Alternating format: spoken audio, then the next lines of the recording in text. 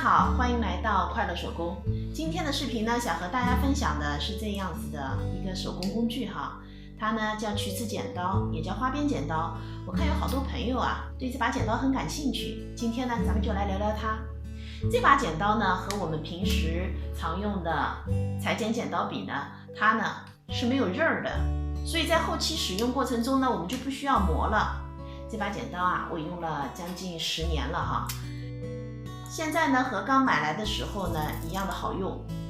咱们这剪刀剪布以后呢，它会有这样子的一个花边，那这个边缘呢它就不容易卸。一般手工当中啊，翻这样圆弧的时候呢，我们都会用剪刀打几个剪口哈。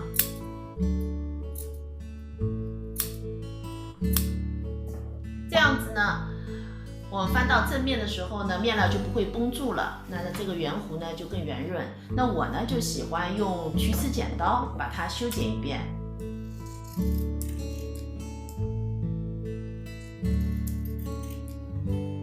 在修剪的时候呢，千万不能修到线，千万不能剪到线哈。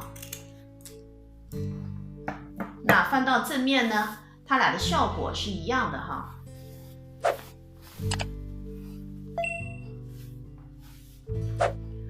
区别呢，就是用曲子剪刀修剪过以后呢，它会更整洁。在我买这把剪刀的时候呢，当时的花样和规格呢就只有这一种了。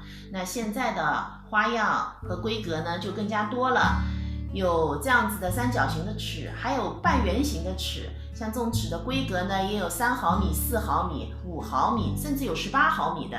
我呢挑选了几样放在了我的橱窗里，大家呢可以去看一看，了解一下。